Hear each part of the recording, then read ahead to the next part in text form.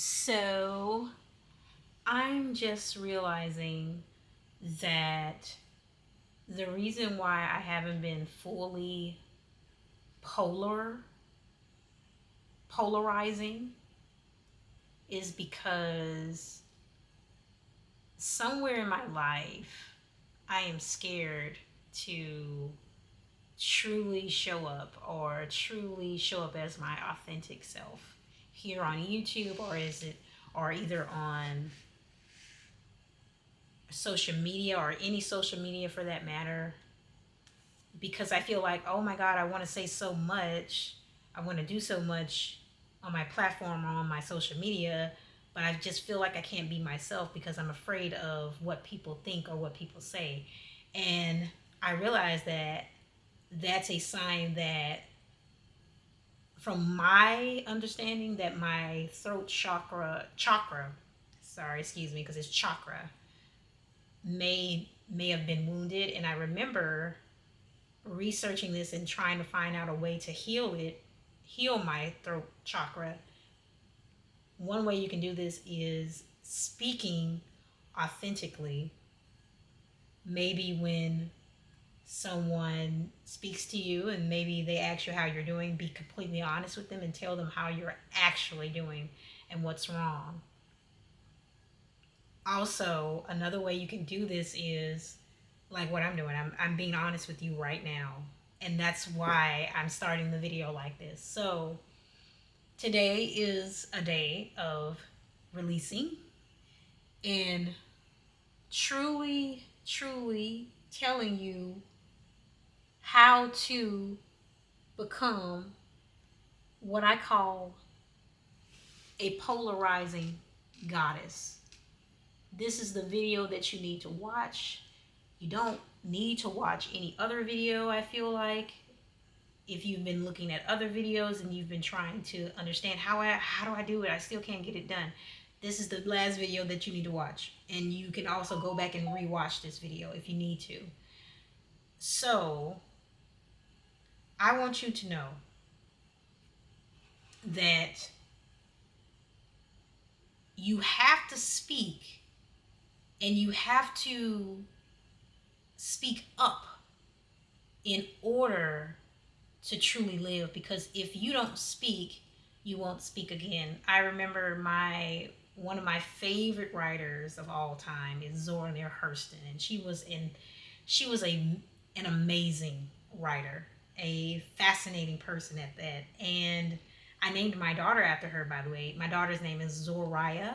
It's a variation of Zora, and it's kind of similar to mine. So I said, I was like, I love this. I love this name. So I named my daughter after her.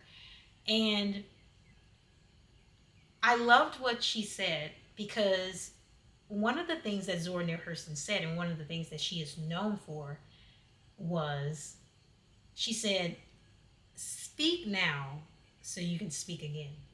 And that is so true. And I feel like that is the definition of polarizing, of becoming a polarizing goddess.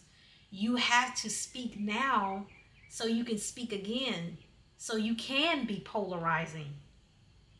And that's part of, our job as content creators. Our job is to be authentic. That's a part of our brand as creators. We're supposed to be authentic. No one wants to watch a creator who is not relatable, who is not authentic enough for them to resonate with. No one likes phoniness. No one likes someone who is disingenuous. So I really admire and respect her for saying that. Yes, speak now so you can speak again.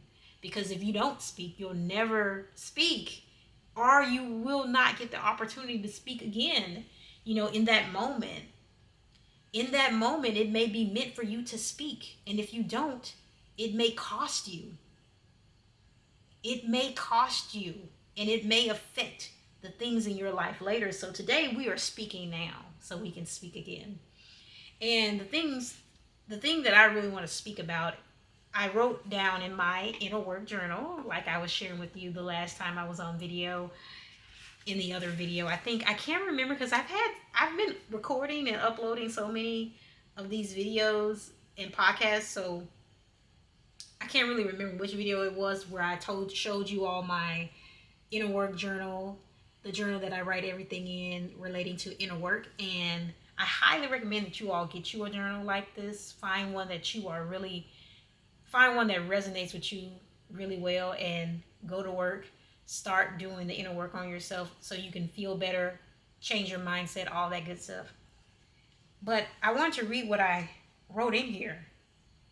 And I started to realize that this is so part of my fear of being seen. Part of the fear of being seen. I used to have a fear of being seen. And sometimes it still does creep up, I ain't gonna lie.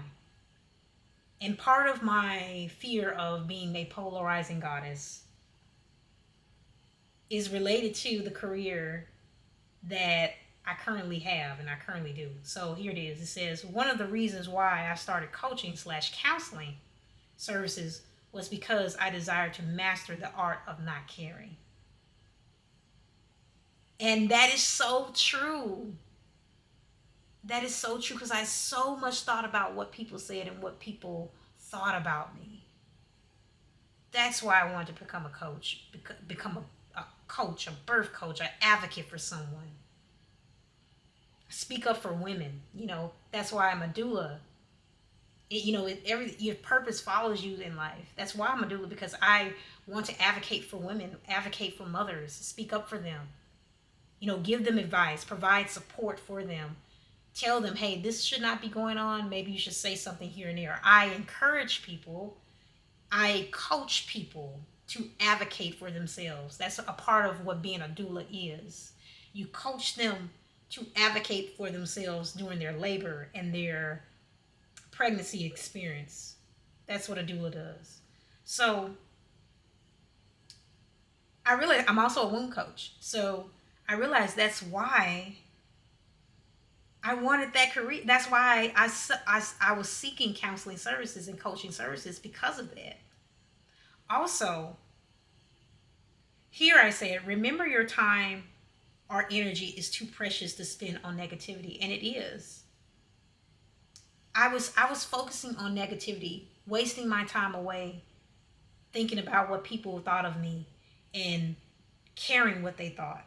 And then here I said, I never thought I would share this, but I felt triggered by the term baby mama and purity culture. And here's the thing, what I meant about that is, I just I'm just having all of these realizations. So bear with me. I just realized that I was ashamed for a long time, and still in some aspect of me is sort of ashamed.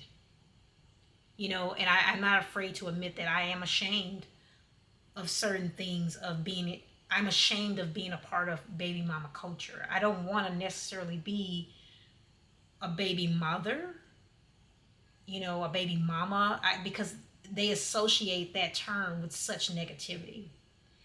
And I also said here, I said, I felt triggered by the term baby mama and purity culture. And I felt triggered by purity culture because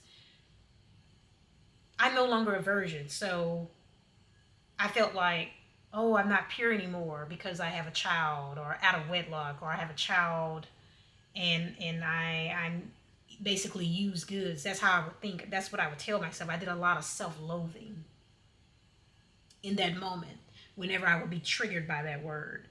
And so I said to myself, I'm no good anymore. I'm not pure. But that's not true. And so this is what I'm going to continue with. I realized the negativity surrounding my perception of the world I realized the negativity surrounding my perception of the word or the terms came from people's opinions. And that's something you should never do. You should never base your perception off of things from what other people say. It's just not right. It's insane. Because if you do that, you'll never be happy. You never will. And so I want to continue by saying this. Also, it took me a long time to notice my feelings of shame. I was ashamed of not being quote unquote pure according to. You see what I'm saying? So I even said it here. I said I was ashamed of not being pure. I was ashamed of being a part of baby mama culture. As a result, I said this came as a result, this shame became a creative block, and it did. Because if you can't truly, like I said, being authentic is a part of content creation. If you can't show up authentically, why are people watching you? How can people relate to you? I was afraid of being seen. If you're new here, I am a single mother. And I'm a single mother, unmarried mother to one child. My daughter name is Zari, like I mentioned. So I started avoiding creation. I started avoiding creating content, and that kind of wounded my feminine in a sense. I could no longer really kind of create things like I can now. Like I think this is probably like, this month is probably like, I don't know, October, September has been a blessing ever since I came back from Hawaii. I've been super creative with things. Like ideas have just been coming to me. I've been able to create content, be consistent. And so but I still was not, before that time I still was not able to create things, and because I was letting my fear hold me back, my fear of being seen, my fear of being polarizing and telling the truth on camera was holding me back. I had a fear of that. So um I said I started avoiding creating content that centered around my experiences as a single mom. And here's the other kicker: my experiences as a queer woman. So I am queer, by the way. I am a bisexual woman, and I have come to that realization, and I have always been afraid to admit that to people. Even at my job, I feel like they have people there who embrace it, because I'm a breastfeeding peer counselor for WIC, and WIC is like it's a beautiful company because it accepts everyone. It's so diverse. It's so well rounded, and I love that about it. It accepts it accepts moms who are Buddhists, moms who are Christian, moms who are Muslim. We help moms of all backgrounds. And so I didn't even feel like I could tell the people there.